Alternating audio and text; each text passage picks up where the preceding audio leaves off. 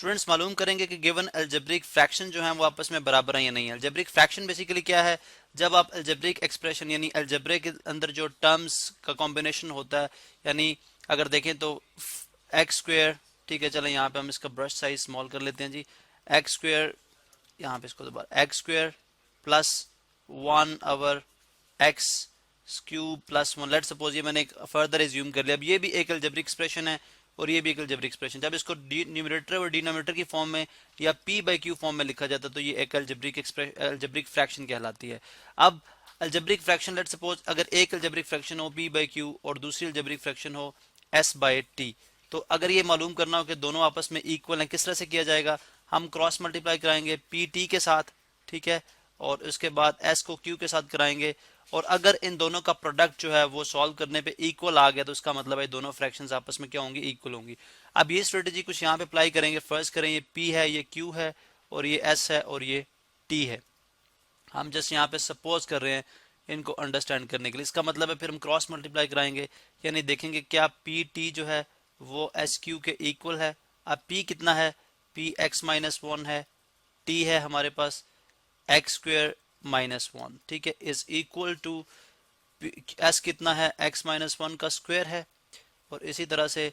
Q कितना है, x plus 1 है। मल्टीप्लाई करेंगे, इनको सॉल्व करेंगे। यहाँ पे अगर आप देखें तो ये हमारे पास आ जाएगा x into x square minus 1, यानी एक दफ़ा ये जो हमारे पास ये एक्स है ये मल्टीप्लाई किया जाएगा एक्स स्क्वेयर माइनस 1 के साथ, फिर उसके बाद माइनस 1 मल्टीप्लाई होगा डिस्ट्रीब्यूटिव लॉ के तहत, minus 1 into x square minus 1। इसी तरह से यहाँ पे अगर आप देखें तो ये फार्मूला आप जानते हैं जी, ए माइनस बी होल स्क्वायर किसके इक्वल होता है, ये जी ए स्क्वायर माइनस 2ab और प्लस बी स्क्वायर। इसके तहत हम इसको ओपन कर लेंगे, यह आ जाएगा एक्स स्क्वायर माइनस 2x और प्लस 1। आप इसको अगर आप इस फार्मूला के अंदर इंसर्ट करेंगे आपको समझ आ जाएगी किस तरह से हमने इसको सॉल्व किया, और इंटू एक्स प्लस 1। अब यहाँ पे देखें अगर आप, तो अब हम मल्टीप्लाई करेंगे x into x, x cube हो गया, ठीक है, साइन भी मल्टीप्लाई हो रहे हैं, और इसी तरह एक्स इंटू माइनस एक्स, ये आ गया माइनस एक्स, ठीक है, उसके बाद माइनस एक्स स्क्वायर आ गया, ठीक है, और माइनस इंटू माइनस प्लस 1। यानी अगर आप यहाँ पे देखें तो एक्स जो है डिस्ट्रीब्यूटिव लॉ के तहत इससे भी मल्टीप्लाई हुआ, इससे भी मल्टीप्लाई हुआ with science, plus into minus minus था, इस तरह यहाँ पे minus 1 into plus X square minus x square, minus 1 into minus 1 is plus 1। इसी तरह यहाँ पे हम इसको भी मल्टीप्लाई करेंगे, यानी एक दफा बेशक हम इस तरह कर लें, एक दफा एक्स को पूरे टर्म से मल्टीप्लाई कर लें, x into X square minus 2x plus 1, और उसके बाद एक दफा फिर प्लस 1, यानी एक्स पूरे टर्म्स के साथ मल्टीप्लाई होगा, उसके बाद 1 जो है इन सब के साथ इकट्ठा मल्टीप्लाई होगा, plus 1 into X square minus 2x plus 1। अब इसको सॉल्व करते हैं तो ये आ गया x cube minus 2x square, यानी बेसिस सेम हो तो पावर्स आपकी आप जानते हैं कि ऐड होती है, इसकी भी 1 है इसकी 1 है, तो इसके साथ 1 है, कोफिशिएंट आपस में मल्टीप्लाई हुए जो वेरिएबल्स के साथ एक्स के साथ जो नंबर है इसको कोफिशिएंट कह रहे हैं हम। 1 into minus 2 is minus 2 x into S x square, इसी तरह 1 एक्स इंटू प्लस 1 तो 1 टाइम्स 1 एक्स ही आएगा, इसी तरह प्लस एक्स स्क्वायर आ गया, यहाँ पे ये 1 के साथ है ये एज इट इज रहेगा माइनस 2x और प्लस 1 बिकॉज पॉजिटिव साइन है। इसी तरह मजीद अगर इसको सॉल्व किया जाए तो हमारे पास आ जाएगा is equal to X cube minus 2x square plus X square, आप जानते हैं कितना आएगा माइनस एक्स स्क्वायर, उसके बाद प्लस एक्स माइनस 2x, ये भी माइनस एक्स और प्लस 1, ठीक है। अब हमने इसको सॉल्व कर लिया, ये हमारे पास है राइट हैंड साइड और ये हमारे पास है लेफ्ट हैंड साइड। अब अगर आप इनके रिजल्ट को स्टडी करें तो ये x cube positive, x cube positive, minus x square negative, minus x square negative, minus x और यहाँ पे भी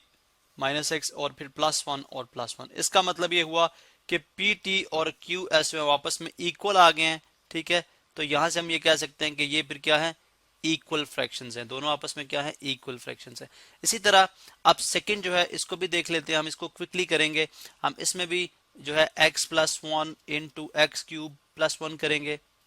और इसी तरह यहाँ पे अगर आप देखें तो ये भी x square minus 1 into X square plus X plus 1 किया जाएगा, यानी क्रॉस मल्टीप्लाई करके हम इनको स्टडी करेंगे कि क्या ये आपस में इक्वल आते हैं या नहीं आते। अब यहाँ पे देखें तो x into x cube plus 1 किया जाएगा, फिर उसके बाद plus 1 into x cube plus 1 distributive law के तहत। इसी तरह यहाँ पे अगर आप देखें तो X square into X square, sorry यहाँ पे x प्रॉपर लिखते हैं जी, X square plus X plus 1 के साथ, और इसी तरह से minus 1 into X square plus X plus 1 के साथ किया जाएगा।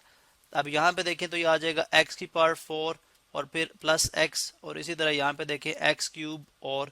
प्लस वन, यानी एक्स जो है अगर आप देखें तो एक्स एक्स क्यूब से मल्टीप्लाई हुआ, फिर वन से भी मल्टीप्लाई विद साइन। इसी तरह यहाँ पे देखें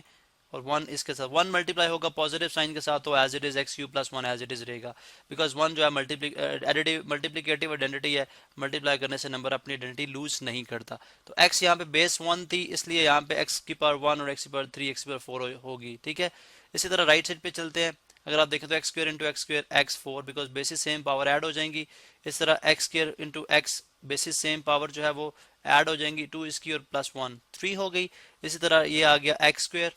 और उसके बाद ये माइनस एक्स स्क्र, उसके बाद माइनस एक्स और माइनस वन। यहाँ पे plus x square minus x square cancel out हो जाएगा, इसको सॉल्व करें तो ये आ जाएगा एक्स की पावर फोर प्लस एक्स की पावर थ्री, उसके बाद माइनस एक्स माइनस वन। जबकि यहाँ पे अगर आप देखें तो प्लस एक्स प्लस वन है, इसका मतलब है ये दोनों इक्वल नहीं है, ठीक है, ये दोनों इक्वल नहीं है, इसलिए सारे तमाम साइंस हम इनइक्वलिटी के लगा देंगे, ठीक है। और इस तरह से ये भी इनइक्वलिटी है, अगर आप देखा जाए तो ये इनइक्वलिटी है, और यहाँ पे हम बोलेंगे ये अनइक्वल फ्रैक्शंस है, अनइक्वल